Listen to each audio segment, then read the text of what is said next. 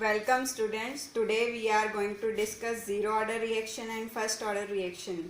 As we have already discussed about expression of rate constant for zero order reaction, that is K is equal to 1 by T, initial concentration minus concentration at time T. Rearrange this equation, Kt is equal to A naught minus A, or A is equal to minus Kt plus A naught. This is the straight line equation, that is y is equal to mx plus c. If we plot a graph between concentration and time, we get a straight line graph with negative slope, that is minus k. That is m is equal to minus k in this equation. This is the slope of this graph. It is clear from the graph that concentration decreases with the passage of time. As we know that for zero order reaction, rate doesn't depend upon concentration term, and this is shown by the graph. This line parallel to the concentration axis shows that rate doesn't depend upon the concentration term for zero order reaction. Half-life period for zero order reaction is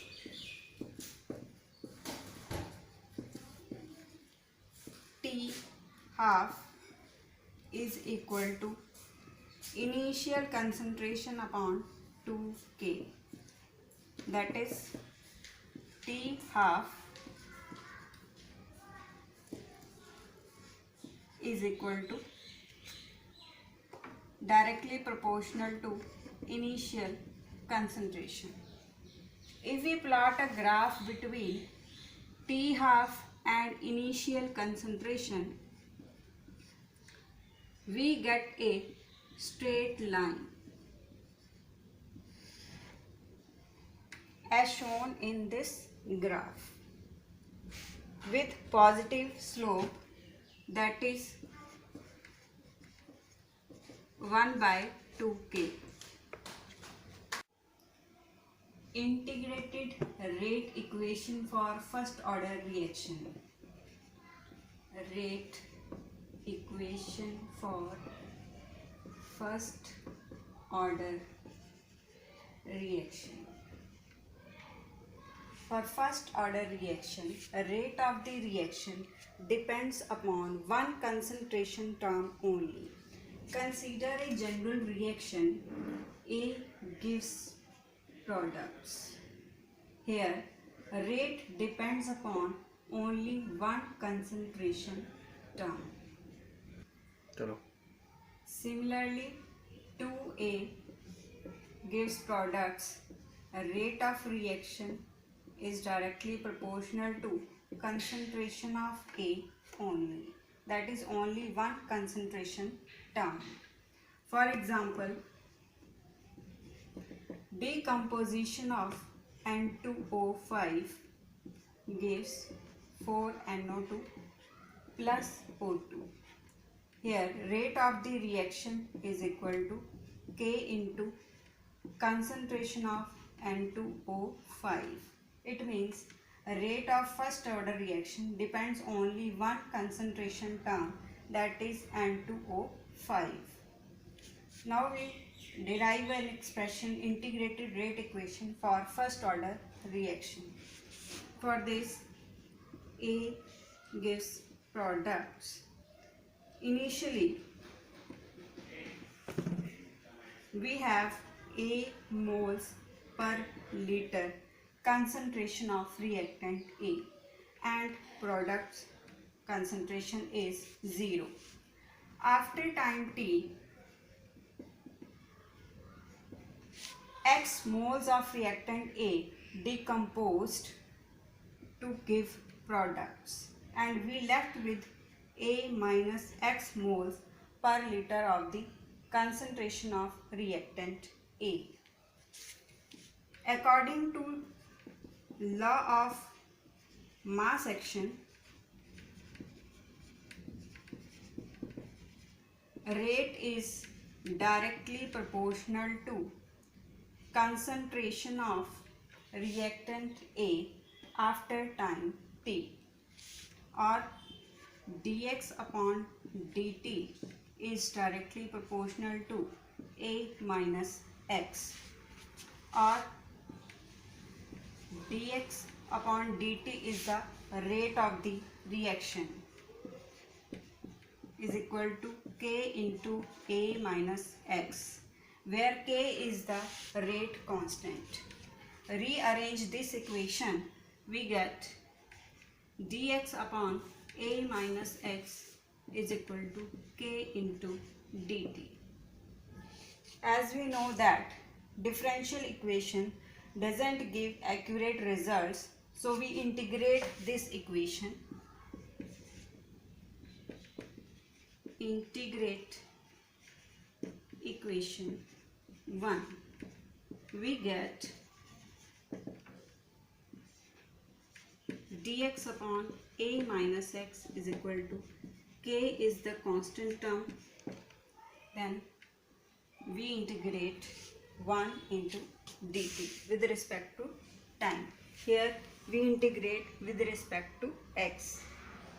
Integration of this term is minus ln a minus x is equal to kt plus I, where I is the integration constant. At time t is equal to 0, when the reaction starts, then x moles also 0. This means if we put these values in equation number 2, putting these values,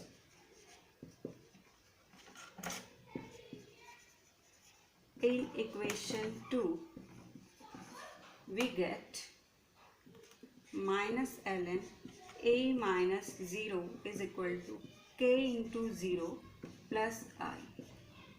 We get here value of I and put this value of I in equation number 2. Put value of I in equation 2. We get minus ln a minus x is equal to kt plus minus ln a, or minus ln a minus x plus ln a is equal to kt, or we can write kt is equal to ln a upon a minus x, where ln is the natural log base e. If we convert this log into log base 10, we get 2.303 log a upon a minus x.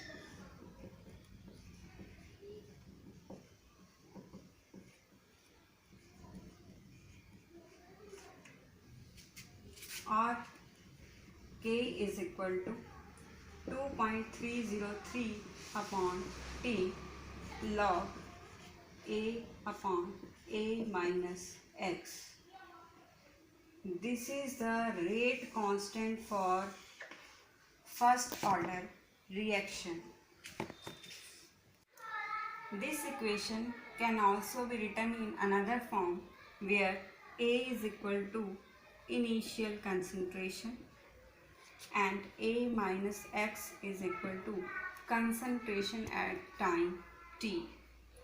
Putting these two values in place of A and A minus X, we get K is equal to 2.303 upon T log initial concentration upon concentration at time t. Rearrange this equation. Kt is equal to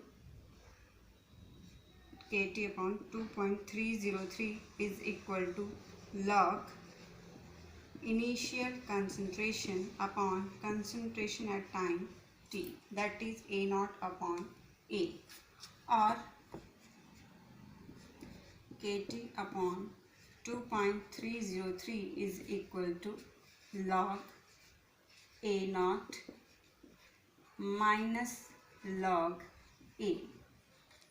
Here we use identity of log, that is log A upon B is equal to log A minus log B, or rearrange this equation as log A is equal to minus kt on 2.303 plus log A naught.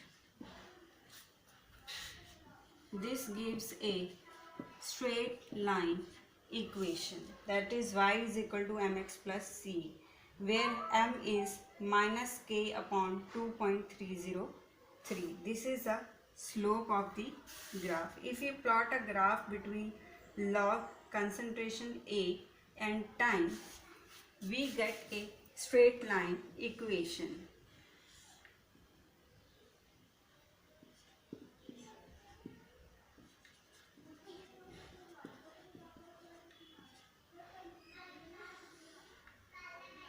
With negative slope,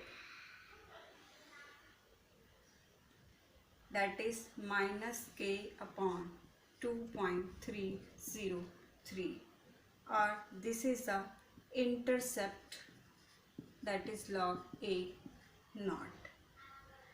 This indicates that with the passage of time, concentration decreases for first order. It means first order reaction depends upon the concentration term.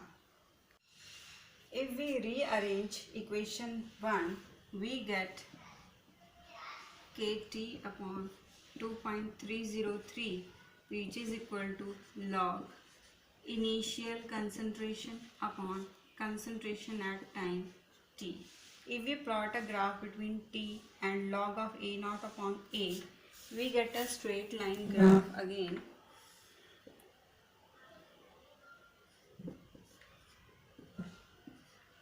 Log A naught upon A with a positive slope, that is k upon 2.303. This is the slope of the line. Half-life period for first order reaction.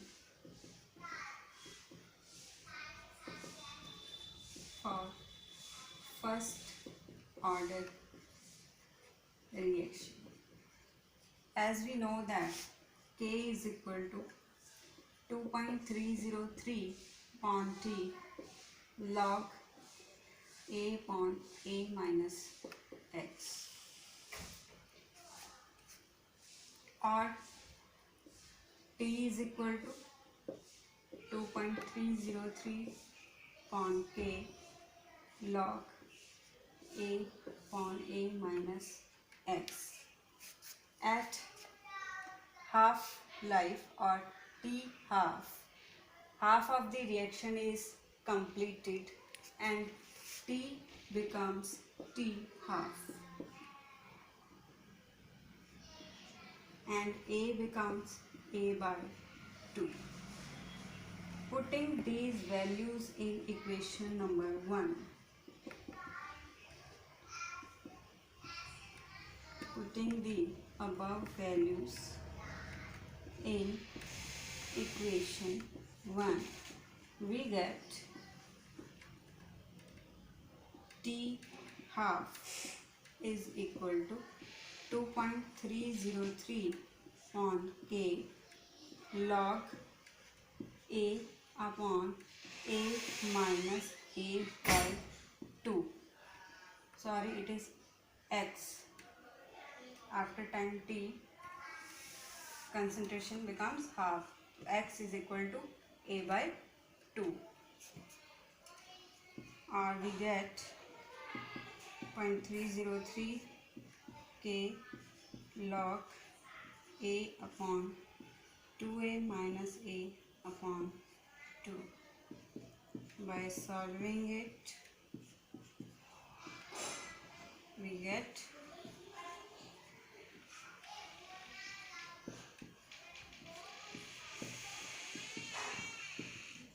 0.303 small k log 2.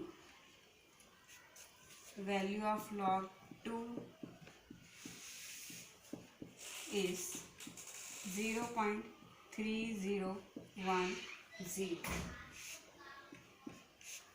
or we get T half is equal to 0.693 upon K.